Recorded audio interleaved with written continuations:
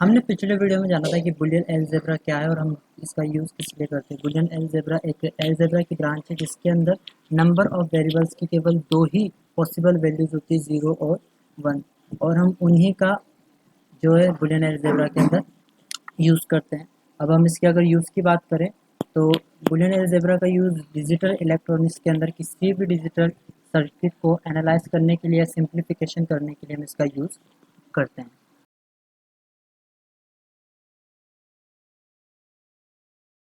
हम पहले इनको समझ लेते हैं, इनकी जो एक्सप्रेशन है इनको और इनके नाम को। हमारा जो फर्स्ट एक्सप्रेशन है इसके हर एक के इनका डुअल पेयर है, हर एक का इसका फर्स्ट पार्ट है और इसका सेकंड पार्ट है। हमारे पास यहाँ पर कुछ पोस्टुलेशन और कुछ थ्योरम है और ये कुछ लॉ है। हमारी पोस्टुलेशन वो होती है हम जो खुद ही अपने आप में सिद्ध होती है, हम उनको सिद्ध नहीं कर सकते, हमको एज इट इज उसको यूज़ करना है। और थ्योरम्स को हम इन्हीं पोस्टुलेशन और लॉस का यूज़ करके प्रूफ करते हैं, इसका इनको हम सिद्ध करते हैं। तो हमारे पास कुछ लॉज है, पोस्टुलेशन है, कुछ थ्योरम। हमारे पास यहाँ कुछ लॉज है, बॉन्ड्स लॉ, आइडेंटिटी लॉ, और हमारे पास आइडेम्प लॉ है ना, कॉम्प्लीमेंटरिटी लॉ, इन्वोल्यूशन थ्योरम है, ये भी एक थ्योरम है। जो हमारे पास कम्यूटेटिव लॉ है, एसोसिएटिव लॉ है, डिस्ट्रीब्यूटिव लॉ, और ये मोस्ट इंपॉर्टेंट थ्योरम है De Morgan theorem Boolean algebra की। और हमारे पास अब्सॉर्प्शन लॉ है और ये कॉमन आइडेंटिटीज लॉ है। हम इन्हीं को डिस्कस करेंगे, लेकिन आज हम देखेंगे कि ये जो हमारे पास ये P1, ये जो पोस्टुलेशन 1, 2, 3 और 4 ये क्या है, इनकी वर्किंग को समझेंगे। इन एक्सप्रेशन को हम आज समझेंगे ये कैसे काम करते हैं। हमारे जो बुलियन अलजेब्रा की फर्स्ट पोस्टुलेशन है वो ये है, इसके दो पार्ट्स है, वन वन फर्स्ट पास और ये सेकंड पास। हम इसमें देखेंगे कि ये कैसे काम करते हैं। हम पहले इसे समझ लेते हैं।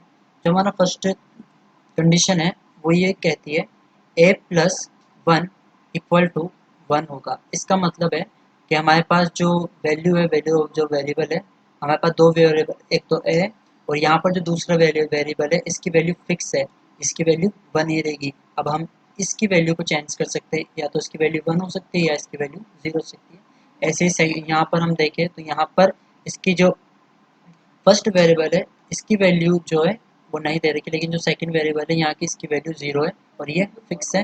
तो हम इसकी वैल्यू को चेंज कर सकते हैं, ए की वैल्यू क्या तो वन कर सकते हैं या जीरो हम कर सकते हैं। तो हम यहाँ अगर इसके ट्रूथ टेबल में देखें, हम पहले देख रहे थे ट्रूथ टेबल क्या होती है। हम ट्रूथ टेबल का यूज़ किसी भी एक्सप्रेशन को प्रूफ करने के लिए या उसको चेक करने के लिए यूज़ करते हैं, ताकि हमने जो एक्सप्रेशन देखा है उसका जो रिजल्ट निकला, आउटपुट निकला, वो सही है या नहीं, हम इसलिए ट्रूथ टेबल का यूज़ करते हैं। तो हमारे ट्रूथ टेबल है, इसके अंदर हमारे पास इनपुट्स होते हैं और उनका आउटपुट होता है। तो हम यहाँ पर अगर देखें इस रो के अंदर हमारे पास ए की वन की वैल्यू, हम फर्स्ट को लेते हैं पहले, वन की वैल्यू वन है और हमने यहाँ ए की वैल्यू ज़ीरो दी है। तो हमारा जो आउटपुट में जो हमारे पास आया वो हमारा आउटपुट आया वन। और अगर हम यहाँ इसकी वैल्यू वन रखें, जैसा यहाँ पर हम देखते हैं, तो इसकी वैल्यू हमारे पास क्या है आउटपुट में, वन। तो कहने का मतलब ये है कि अगर हम यहाँ पर इसका जो सेकंड वेरिएबल है इसकी वैल्यू वन है, तो हमारे पास आउटपुट के अंदर हमेशा जो भी आउटपुट आएगा वो वन ही आएगा। ये हमारा और ऑपरेशन है। और हम भले यहाँ ए की वैल्यू ज़ीरो रखें या वन रखें, हम यहाँ सेम आउटपुट को देखेंगे इसके अंदर। अब हम बात करते हैं इसकी सेकंड कंडीशन की। इसमें ये बोलता है A dot zero equal to zero. इसके अंदर अगर हम इसकी वैल्यू वन रखें या इसकी वैल्यू ज़ीरो रखें तो हमारा जो भी आउटपुट होगा वो वन ही रहेगा। अगर हम इसकी ट्रूथ टेबल देखें तो हमने हमारी वैल्यू फिक्स है ज़ीरो और हमने ए की वैल्यू ज़ीरो रखी तो हमारा आउटपुट आया ज़ीरो। अब हमने ए की वैल्यू को चेंज करके वन किया तो भी हमारा आउटपुट आया ज़ीरो। तो कहने का मतलब ये है कि हमारा जो भी आउटपुट आएगा हम इसकी वैल्यू या ज़ीरो रखें या वन रखें, अगर हमारी इसकी वेरिएबल सेकंड वेरिएबल की जो वैल्यू है वो वन है तो हमारा आउटपुट वन आएगा। इसके अंदर अगर हमारे वेरिएबल की एंड ऑपरेशन में वेरिएबल की वैल्यू ज़ीरो है तो हमारा आउटपुट ज़ीरो ही आएगा। हम इससे और अच्छी तरह समझने के लिए एक सर्किट के माध्यम से इसे समझते हैं। हम यहाँ पर देखें तो हमारे पास एक सर्किट है। हम जानते हैं कि हम बाइनरी नंबर्स का बुलियन अलजेब्रा में यूज़ करते हैं, जिसका 1 का मतलब हाई होता है, 0 का मतलब लो होता है। ऐसे ही हम इसको 1 को हाई वोल्टेज लेवल और 0 को लो वोल्टेज लेवल बोलते हैं। 1 को ऑन बोलते हैं और 0 को ऑफ बोलते हैं, और 1 को हम क्लोज बोलते हैं और 0 को हम ओपन बोलते हैं। तो हम इस चीज़ का सर्किट में यूज़ करके इजीली इन इक्वेशन को समझते हैं जो ऊपर लिखी हुई है।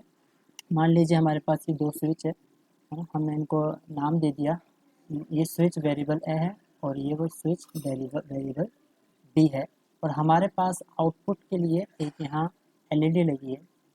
हम यहाँ इसको समझते हैं कि हमारे पास जो वेरिएबल 1 है और वेरिएबल 2 है। अगर हम इसे मान के चलते हैं, ये एक वायर है, अगर इसके अंदर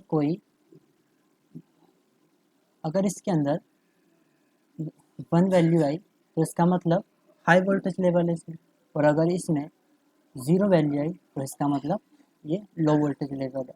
मतलब इसमें जब 1 आएगा तो हम मान के चलते हैं कि ये ओपन रहेगा, इसमें कोई वोल्टेज नहीं रहेगा, और जब इसके अंदर 1 वैल्यू आएगी तो ये क्लोज हो जाएगा और इसके अंदर हाई वोल्टेज रहेगा। तो हम इसको इसी से समझते हैं। मान लीजिए हमारे पास एक वैल्यू है जिसके अंदर हमें फर्स्ट इक्वेशन में अगर हम देखें ऊपर, तो ए और 0 इक्वल टू ए। हम ऊपर वैल्यू को, हम ऊपर इक्वेशन को देखें तो इक्वेशन हमें जो दे रखी है वो दे रखी है ए और 1 इक्वल टू 1। हम मान लेते हैं जो हमारा वेरिएबल 1 है, हम उसकी वैल्यू को चेंज कर सकते हैं, और हमारा जो वेरिएबल बी है हम उसकी वैल्यू को हम कर देते हैं। अगर हम इसको क्लोज कर देते तो हमने देखा था क्लोज का मतलब हम 1, तो हमने इसको क्लोज करते हैं। अगर हम मान लेते हैं हम इसे क्लोज करते हैं,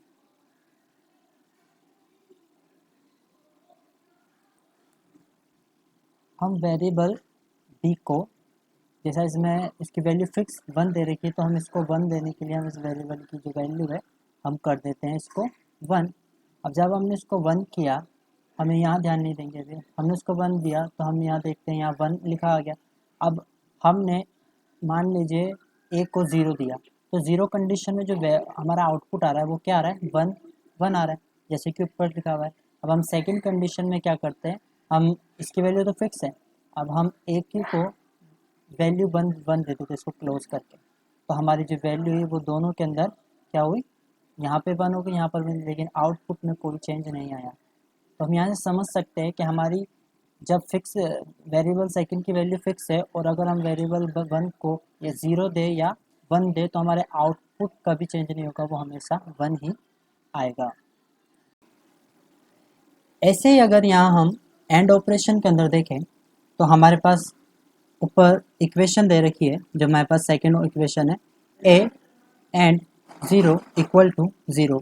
ये अब कह रहा है कि अगर हमारे वेरिएबल सेकंड जो वेरिएबल है बी, उसकी वैल्यू हमारे पास फिक्स है 0 है, और हम वेरिएबल ए की जो वैल्यू है अगर उसे चेंज करें, या तो 1 कर सकते हैं या हम 0 कर सकते हैं, तो हमारे पास जो आउटपुट आएगा, अगर हम ट्रूथ टेबल में देखें तो वो आउटपुट हमारे पास क्या आएगा, 0 ही आएगा। अगर हम 0 रखेंगे तो आउटपुट हमारे पास 0 आएगा, और 1 रखेंगे तो भी हमारे पास आउटपुट 0 आएगा। हम इसे अगर सर्किट से देखते हैं, हमारे पास एक सर्किट है, हम उसी कंडीशन को इसमें देखते हैं।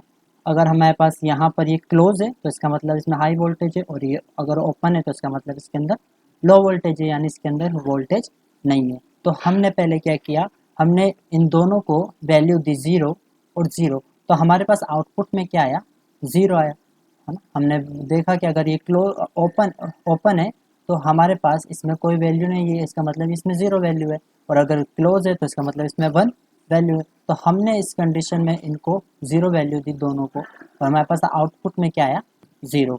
अब हम क्या करते हैं, टर्मिनल 1 को वैल्यू देते हैं 1, हमने वैल्यू 1 दी, और हमारे पास जो बी है इसकी वैल्यू तो फिक्स है 0, लेकिन तो हमारे पास आउटपुट में क्या वैल्यू आई, सेम वैल्यू आई, वहाँ पर भी 0 थी, और यहाँ पर भी हम क्या देखते हैं, यहाँ पर भी हमारी वैल्यू 0 ही है। अब हम पोस्टुलेशन सेकंड को देखते हैं। इसमें भी दो कंडीशन है। इसमें फर्स्ट कंडीशन है ए और 0 इक्वल टू ए, और सेकंड कंडीशन है ए वन इक्वल टू ए। इसके अंदर जो वेरिएबल वन है हम इसकी वैल्यू चेंज कर सकते हैं, और ज़ीरो की जो हमारी वेरिएबल टू है उसकी वैल्यू फिक्स है, ये ज़ीरो है। ऐसे ही यहाँ पर भी हमारी वैल्यू फिक्स है, ये वन ही रहेगी। तो हम जब यहाँ पर ट्रूथ टेबल में देखें और ऑपरेशन के अंदर, तो हमने वैल्यू जो हमारी बी की वैल्यू वो फिक्स है, हमने ए की वैल्यू को ज़ीरो किया तो हमारे पास रिजल्ट में क्या आया, ज़ीरो। हमने यहाँ पर ए की वैल्यू को वन किया तो हमारे पास रिजल्ट में क्या आया, वन। हम इसे समझते हैं, इसमें ये बोल रहा है अगर जो हमारे पास वेरिएबल फर्स्ट वेरिएबल की जो वैल्यू होगी वही हमें आउटपुट के अंदर मिलेगी। जब हम यहाँ पर ज़ीरो रखेंगे तो हमारा आउटपुट क्या आएगा, ज़ीरो आएगा। जैसे हम ट्रूथ टेबल में देखते हैं, हमने यहाँ पर ज़ीरो रखा वेरिएबल के अंदर इसकी वैल्यू को, तो हमारे आउटपुट में ज़ीरो आया। लेकिन हमने दूसरी बार इसके अंदर जो वैल्यू है वो हमने वन रखी तो हमारे पास आउटपुट में वन आया। हम ऐसे ही इसके अंदर देखते हैं और ऑपरेशन एंड ऑपरेशन के अंदर हमने ट्रूथ टेबल के अंदर यहाँ जो वैल्यू है फर्स्ट बार इसकी ज़ीरो रखी तो हमारे आउटपुट में आया ज़ीरो। अब हमने क्या किया, इसकी वैल्यू को चेंज करके वन किया तो हमारे पास आंसर क्या आया, इसका आउटपुट आया वन। इसका कहने का मतलब ये है कि जो हम इनपुट के अंदर, अगर हमारा ये वेरिएबल फिक्स है, इसका वैल्यू फिक्स है वन है, तो हम यहाँ ज़ीरो देंगे तो हमारा आउटपुट में ज़ीरो आएगा, और अगर हम वन देंगे तो हमारा आउटपुट के अंदर वन आएगा। हम इसे भी एक सर्किट के माध्यम। अब हम यहाँ पोस्टुलेशन सेकंड को देखें तो हमारी जो फर्स्ट इक्वेशन है इसमें दे रखी है ए और ज़ीरो इक्वल टू ए। हम मान लेते हैं यही सिचुएशन है, हमारे पास जो वैल्यू बी की है वो हमारे पास ज़ीरो ही है, और जो वैल्यू ए है हमने उसको भी ज़ीरो दे रखी है। जब ऐसी कंडीशन आए तो हमारे जो आउटपुट में आ रहा है, हम ट्रूथ टेबल में देखें तो वो भी क्या आ रहा है, ज़ीरो ही आ रहा है। और सर्किट में देखें तो हमारे पास यहाँ इनपुट ज़ीरो है, यहाँ इनपुट ज़ीरो है, तो आउटपुट भी ज़ीरो है। अब हमने क्या किया, इसकी वैल्यू को चेंज कर दिया, हम इसको क्लोज करेंगे तो हमने इसको आउटपुट क्या दिया, इनपुट क्या दिया, वन दिया। तो हमारे आउटपुट में कोई चेंज नहीं आया। हाँ?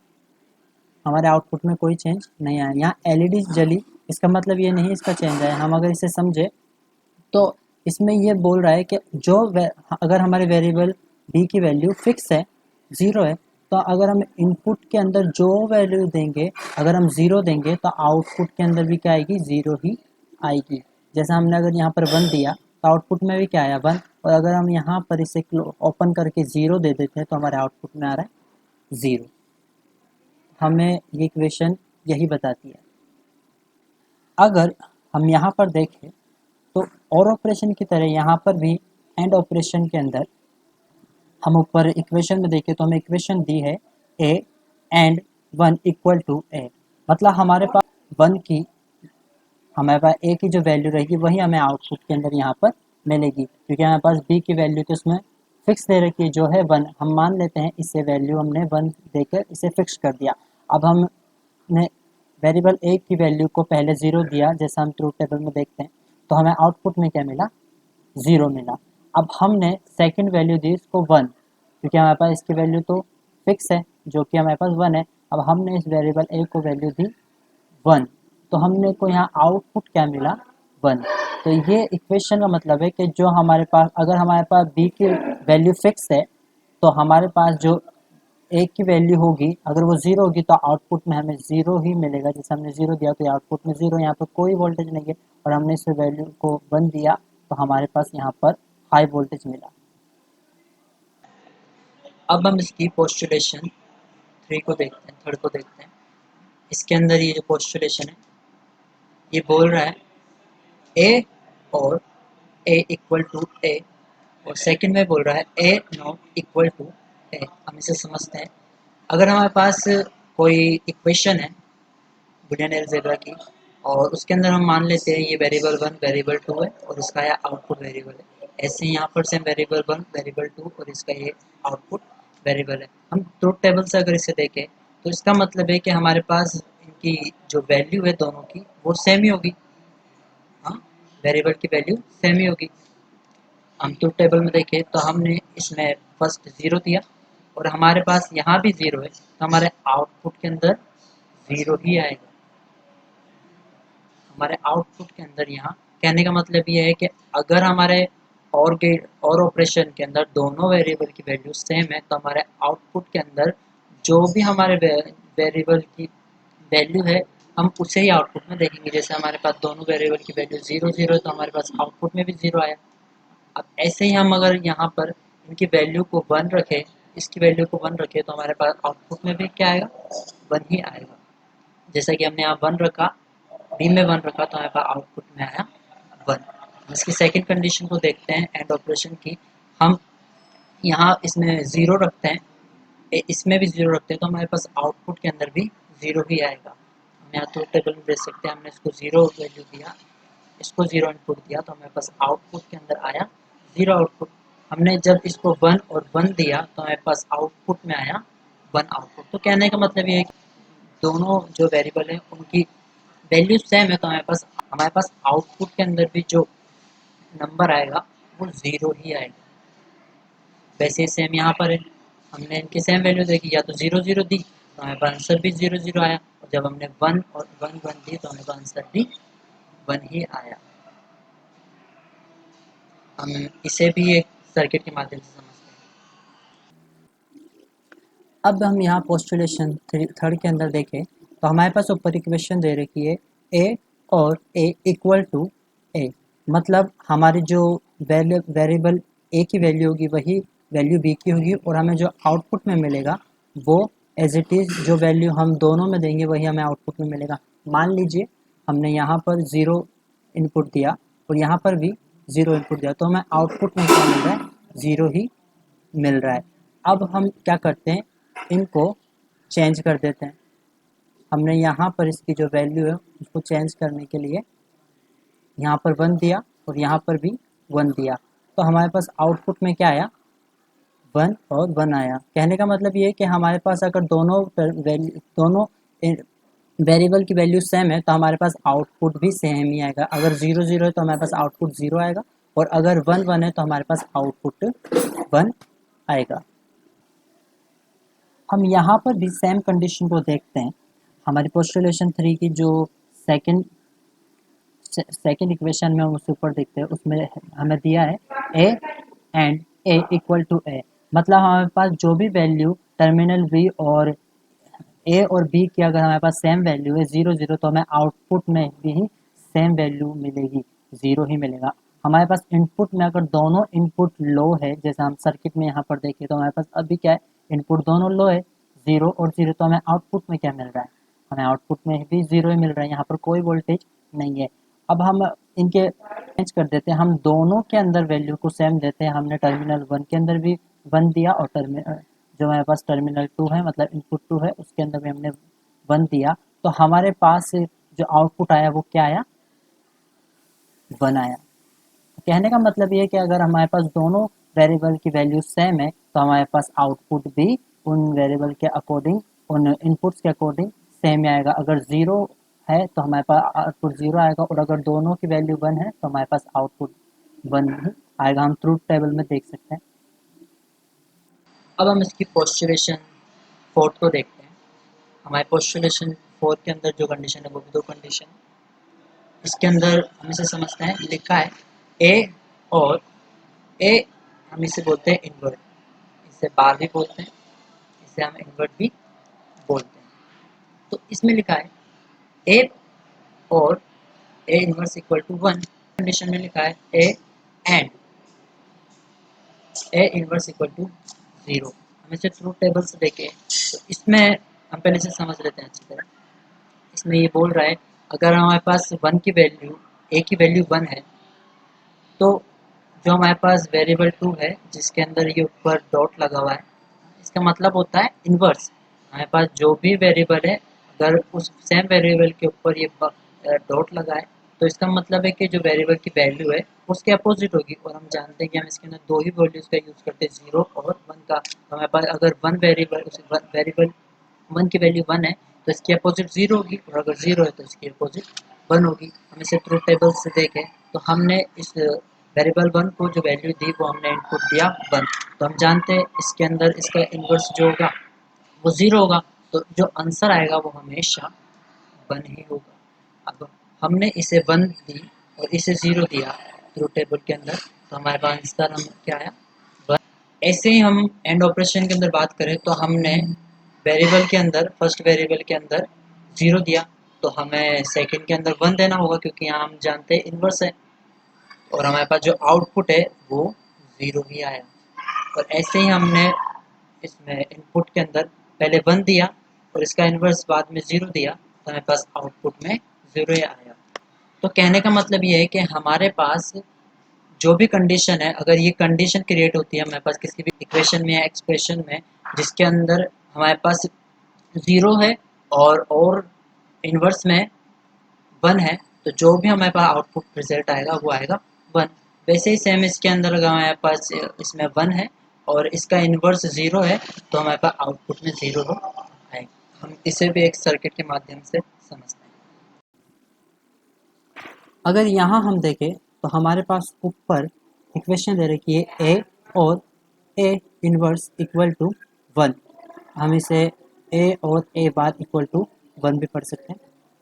हम यहाँ पर देखें तो हमारे पास इस कंडीशन में हम मान लेते हैं हमने यहाँ पर वेरिएबल ए को जो पहली वैल्यू दी वो 0 दी, मतलब हमने इसको क्लोज रखा, ओपन रखा, है ना? और अब जो वेरिएबल 2 बी है हमने उसकी वैल्यू को 1 दिया, हमने इसको क्लोज करा।